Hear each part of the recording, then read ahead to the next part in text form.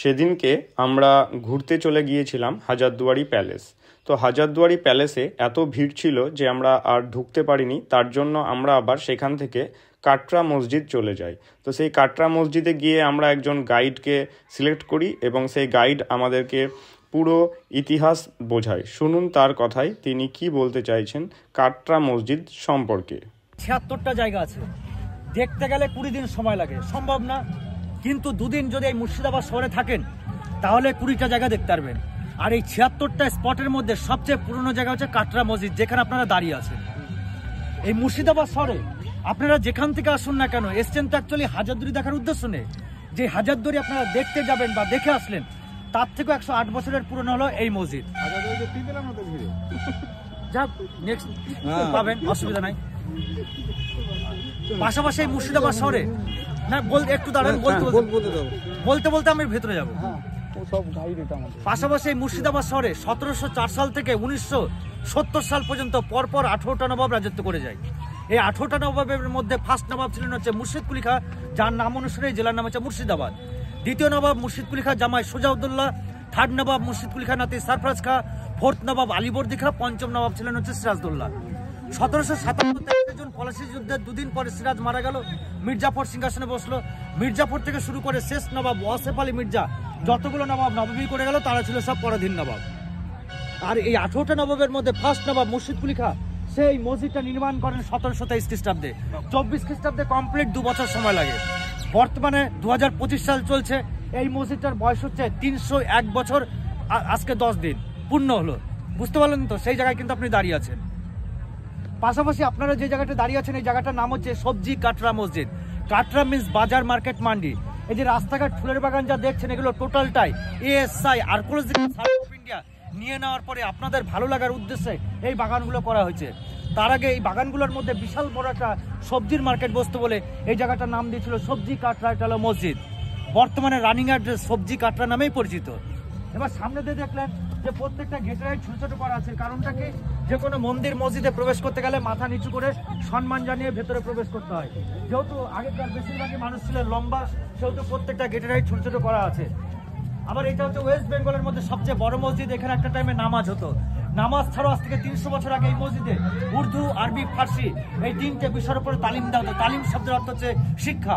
তখনকার টাইমে বাংলা বিহার থেকে যে সমস্ত স্টুডেন্টরা এখানে পড়তে আসতো, ফিরে যেতে পারতো না, এই আমাদের মাথার উপরে ঘরগুলো তাদের ইসলামিক শিক্ষা কেন্দ্র বা মাদ্রাসা হিসেবে ব্যবহার করা হতো। আর নিচের ঘরগুলো তাদের থাকা খাওয়ার ব্যবস্থা ছিল। এক কথায় গেস্ট হাউস বা হোস্টেল বা মাদ্রাসা হিসেবে ব্যবহার করা হতো।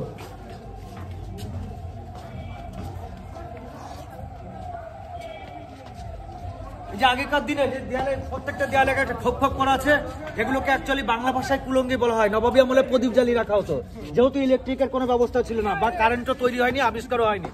পাশাপাশি যে দেয়ালটার গায়ে যে 4 কোণায় খোপগুলো করা আছে, এই খোপগুলোর মধ্যে নবাবী আমলে বেলজাম গ্লাস বসানো ছিল, এক ধরনের উন্নত মানের কাজ। প্রদীপ জ্বালিয়ে দেওয়া হতো, প্রদীপের আলোটা কাছে গিয়ে পড়লে সেটা রিফ্লেক্ট বা প্রতিফলিত হয়ে গোটা মসজিদটাকে আলোকিত করতো। ব্রিটিশরা যাওয়ার সময় কাজগুলো নিয়ে চলে যায়, আর যেটুকুন যে অবশিষ্ট ছিল পরবর্তী স্টেপে হাজারদুয়ারি মিউজিয়ামে আপনারা দেখতে পারবেন। এটা হচ্ছে মেন মসজিদ। দিল্লির যে জুম্মা মসজিদ আছে তারই অনুকরণে মসজিদটা তৈরি করে। এই মসজিদটা টোটাল স্ট্রাকচারটা 8টা খুঁটির উপরে দাঁড়িয়ে আছে। দেখুন নিচটা ফাঁকা ছিল, উপরে ভেঙে যাওয়াতে পরবর্তী স্টেপে এগুলো বন্ধ করে দেওয়া হয়। না, ঢুকা যাবে না, বন্ধ করে বা সাপোর্ট দিয়ে দেওয়া হয় যাতে অদূর ভবিষ্যতে মসজিদটা না ভেঙে যায়। আচ্ছা আচ্ছা।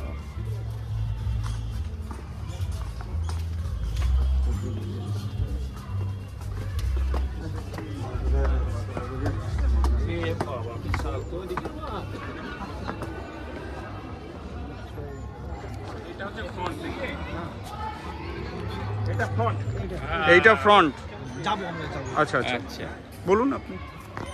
এই যে একটা আসন করা আছে পায়ের নিচে, লক্ষ্য করলে বোঝা যাচ্ছে। হ্যাঁ হ্যাঁ। এই 1-2 করে এই পুরো চাতালটার ভিতরে 2000টা আসন করা আছে। তখনকার টাইমে একসঙ্গে 2000 ব্যক্তি একসঙ্গে বসে নামাজ পড়তে পারতো। হ্যাঁ, এক একজন এক একটা ব্যবহার করবে। আবার আমাদের মাথার উপরে যে বালাগুলো ঝুলছে, যে বর্তমানে আমরা খোলা আকাশের নিচে দাঁড়িয়ে আছি, এখানে নবাবী আমল ইসলাম ধর্মের যাবতীয় প্রোগ্রাম অনুষ্ঠান হলে সামিয়ানা টানানোর একটা ব্যবস্থা ছিল। যেমন আমাদের এখন বাড়িতে কোনো কিছু হলে প্যান্ডেল করে, ঠিক ওই রকম। আবার বৃষ্টি হলে জল বেরিয়ে যাবে সেই সিস্টেমে করা আছে। বেলজিয়াম গ্লাসগুলো চারি সাইডে সব একইভাবে সেভ করা ছিল, বসানো ছিল। আর এগুলো ছিল হচ্ছে মাদ্রাসা, স্কুল পড়াশোনা হতো। এখানটায় লেখা আছে আমার দিকে, ওই দিকে এই জায়গাটায় লেখা আছে যে আরবের মোহাম্মদ উভয় জগতের গৌরব, যে ব্যক্তি তার দ্বারে ধুলি দেয় তাহার মাথায় পুনরায় ধুলি বর্ষিত হোক। এই শব্দটাই লেখা আছে। কোন ভাষায়? এটা হচ্ছে ফার্সি ওয়ার্ড। আচ্ছা, দিকে হয় আর পশ্চিম দিক করে নামাজ পড়তে হয়, কারণ মক্কার যে কাবা মসজিদ পশ্চিম অবস্থান করেছে। আমরা মসজিদের ব্যাক সাইড থেকে ভেতরে প্রবেশ করেছি। নবাবী আমলের ফ্রন্ট বা সামনের দিক ছিল এটা, যেহেতু হাই রোড ওই পাশে হয়ে যেত ওটাকে ফ্রন্ট করে দেওয়া হয়েছে, এটাকে ব্যাক সাইড করে দেওয়া হয়েছে। আর এই মুর্শিদাবাদ শহরে যে 18টা নবাব রাজত্ব করে গেছে তার মধ্যে ফার্স্ট নবাব ছিলেন হচ্ছে মুর্শিদ কুলি খাঁ। তার কবর হচ্ছে আমাদের পায়ের নিচে এইখানটায়, এখানটায় আছে, ওটাতে দেখতে হয়। এটা একটা সময় সরাসরি একটা সময় লোহার নেট বসানো ছিল, সরাসরি পায়ের ধুলোটা কবরের উপরে পড়তো। নেটটা যখন প্রাকৃতিক দুর্যোগের ফলে নষ্ট হয়ে যায় তখন উপর থেকে ঢালাই করে দেওয়া হয়। এই রকম সমাধি ভারতবর্ষে তথা গোটা ওয়ার্ল্ডে 3টে জায়গায় গেলে দেখা যায়। এক হচ্ছে বাংলার প্রথম নবাব মুর্শিদ কুলি খাঁ, যার কবরের উপরে দাঁড়িয়ে আছে। দ্বিতীয় ব্যক্তি মুর্শিদ কুলি খাঁর একটাই ওয়াইফ নৌসরি বানু। আর তৃতীয় ব্যক্তি মুর্শিদ কুলি খাঁর মেয়ে আজিমুন্নিসা বেগম, যে বাচ্চাদের হাট বা কলিজা খেতে বলে তাকে ইতিহাসের পাতায় কলিজা খাঁকে বেগম নামে পরিচিত। এই 3টে জায়গায় গেলে এই মুর্শিদ কুলি খাঁর মেয়ে হচ্ছে ওটা। তো ওটা কোথায় এখন? ওটাও তো দেখানোর জায়গা আছে। হ্যাঁ, ওটা কাঠগোলা প্যালেস যখন যাবেন কাঠগোলা ঠিক একই রাস্তায় পড়বে। আগে এটা একটা সময় লোহার নেট বসানো ছিল, পায়ের ধুলোটা কবরের উপরে পড়তো। নেটটা প্রাকৃতিক দুর্যোগের ফলে যখন নষ্ট হয়ে যায় তখন উপর থেকে ঢালাই করে দেওয়া হয়। এবার নিচে গেলে দেখা যাবে। এই এসো গো। একটু আগে যা কবরের বুকের উপর দিয়ে আসলাম তার এখন আমরা ওপেন এবং উন্মুক্ত অবস্থায় দেখতে পাচ্ছি। মুর্শিদ কুলি এটাই হচ্ছে বাংলার প্রথম নবাব মুর্শিদ কুলি খাঁ, যার নাম অনুসারে এই জেলার নাম হচ্ছে মুর্শিদাবাদ। তারই সমাধি হচ্ছে এটা। এই মুর্শিদ কুলি খাঁ 1704 সাল থেকে 1725 সাল পর্যন্ত রাজত্ব করে গেছেন। 25 ওনার মৃত্যু হয়। ইনি মারা যাওয়ার পরে ইনার জামাতা সুজাউদ্দৌলা বাংলার রাষ্ট্রদে বসে। ইনি 24 বছর রাজত্ব করে গেছে। 24 বছর রাজত্ব চলাকালীন ওনাকে অনেক ন্যায় অন্যায় ভালো মন্দ অনেক কিছুই করতে হয়েছিল। তাই জীবনের শেষ ইচ্ছা অনুযায়ী উনার সমাধিটা এমন একটা জায়গায় চেয়েছিলেন যে উনার বুকের উপর দিয়ে সমস্ত জাতির মানুষ, ধর্মের মানুষ চলাফেরা করলে, পায়ের ধুলো পড়লে উনি জীবনে যদি কোনো ভুল করে থাকে তা থেকে কিছুটা হলে মুক্তি পাবে। এই বিশ্বাস আশা আকাঙ্ক্ষা নিয়ে সকলের পায়ের নিচে উনি সমাধিটা নিয়েছিলেন। এইটা হচ্ছে মুর্শিদ কুলি খাঁ কবর। বোঝা যাচ্ছে কিছুটা ছিল মিডিলে, কিছুটা এই পোর্শন টোটালটাই নতুন করে করা হয়েছে। ঠিক আছে, তো বিষয়টা হচ্ছে মিনারের দেখেন একটু ভালো করে লক্ষ্য করুন। এটা মিনার ছিল, হ্যাঁ, সামনে দুটো ছোট ছিল, পেছনে দুটো বড় ছিল। দেখুন আংশিক কিছুটা করা হয়েছে, বোঝা যাচ্ছে কাজটা। এই দিকটাও তাই। এইরকম ওয়াচ টাওয়ার এই মসজিদের 4 কোণায় 4টে ছিল। এখন যেমন বেশিরভাগ মসজিদের মাথায় মাইক লাগানো থাকে, তখনকার দিনে ছিল না। এর উপর থেকে একটা টাইমে সকাল সন্ধ্যা আরবিয়ান আজাম দেওয়া হতো আর বাইরের শত্রুদেরকে লক্ষ্য রাখা হতো। এখানে শত্রু বলতে অ্যাকচুয়ালি বর্গীদেরকে বোঝায়। আর বর্গীদের মেন সর্দার ছিলেন হচ্ছে ভাস্কর পণ্ডিত, যার নাম ইতিহাসের পাতায় এখন লেখা আছে। তাদেরকে বিতাড়িত করে ট্যাক্স কালেকশন করে যখন সম্রাটের দরবারে পেশ করে, সম্রাট খুশি হয়ে বাংলা, বিহার, উড়িষ্যা এই 3টে স্টেটের দায়িত্বভার ইনার হাতে সমর্পণ করে। ইনি প্রথম জীবনে এক হিন্দু ব্রাহ্মণ পরিবারের ছেলে ছিলেন। পরবর্তী স্টেপে তিনি ইসলাম ধর্ম গ্রহণ করেছিলেন এবং জীবনের শেষ ইচ্ছা অনুযায়ী মসজিদ কমপ্লিট করার পাশাপাশি একটা ছোট্ট মন্দির করে সকলের পায়ের নিচে তিনি সমাধিটা গ্রহণ করেন। মন্দিরটা কোথায়? এই পাশে আছে। কি মিশ্র নাম? সুদর্শন নারায়ণ মিশ্র। সুদর্শন মিশ্র। এটা কার নাম? এই মুর্শিদ কুলি খাঁর প্রথম জীবনের নাম ছিল সুদর্শন নারায়ণ মিশ্র আর পিতার নাম ছিল দর্পনারায়ণ মিশ্র। এই যে ছিল মুর্শিদ কুলি খাঁ কেন ইসলাম নাম করেছিল? কেন ব্রাহ্মণ ধর্ম? বিহারি ব্রাহ্মণ না, ওই গল্প তো এই বাচ্চাদেরকে কিনে নিয়ে গিয়ে বড় বড় লোকদের কাছে কৃতদাস হিসেবে বিক্রি করে দিত। হ্যালো, বুঝতে পারছেন তো? কৃতদাস হিসেবে বিক্রি করে দেওয়া হতো জমিদারদের কাছে বা নবাবদের কাছে বা সম্রাটদের কাছে।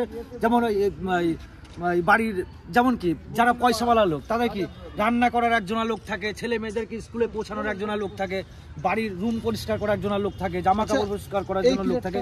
সেই সিস্টেম। এই প্লেটটা ভাঙার কারণ কি? এই ভূমিকম্পের ফলে ভেঙেছে। তো এইটা কি প্রসঙ্গে বললেন? এই যে কি বলে যে ছেলে ধরার না, সেই সময় কৃতদাস হিসেবে একে নিয়ে গিয়ে স্পান নামক কোনো মুসলিম ধনী ব্যবসায়িক নিকট কৃতদাস হিসেবে বিক্রি করে দেয়। এই একে মুর্শিদ কুলি খাঁ। তারপরে তখন তার হ্যাঁ, সুদর্শন নারায়ণ মিশ্র। আচ্ছা আচ্ছা। এবার যখন ওকে ইসলাম ধর্মে দীক্ষিত করায় তখন নাম হয় মোহাম্মদ হাদি। পরবর্তী শেষে নাম হয় মুর্শিদ কুলি খাঁ। মোহাম্মদ হাদি। আর যখন শেষে সম্রাট ঔরঙ্গজেব খুশি হয়ে ওনার নাম দেয় হচ্ছে মুর্শিদ কুলি খাঁ। এর অনেকটা টানতে হবে, নাহলে আপনারা বুঝতে পারবেন না। মা আমিনাকে পদ্মার জলে ডুবিয়ে মেরেছিল। দ্বিতীয় ব্যক্তি ছিল হচ্ছে সিরাজের মেয়ে জহুরা, যাকে বিষ খাই মেরেছিল। সিরাজের পায়ের নিচে তার ছোট্ট সমাধি দেওয়া আছে, সেটা হচ্ছে গঙ্গার উপরে খোশবাগে। সব মিরন মেরেছে। হ্যাঁ, মিরনের ছেলে মিরনই মেরেছে ধরে নেন। আর চতুর্থ ব্যক্তি ছিলেন হচ্ছে সিরাজ, তাকে তো আগেই মেরে ফেললো। এবার মেরে ফেলার পরে তাকে হাতির পিঠে ঘোরানো করানোর উদ্দেশ্য হলো এটাই যে নবাবদের বিরুদ্ধে কেউ যদি এরকম প্রতিবাদ করে তাহলে তাদেরও এই ধরনের পরিণতি হবে। যেমন করোনা ভাইরাসের সময় সবাইকে বলে দিল সরকার সবাইকে এই সাবান দিতে হবে, হাতে মুখে মাস্ক পরতে হবে, সেরকম একটা ব্যাপার, নাহলে মৃত্যু অনিবার্য, এরকম একটা ব্যাপার। তাই যখন লুৎফান্নেসা কে হ্যাঁ হ্যাঁ দাতু নবাব, জামা নবাব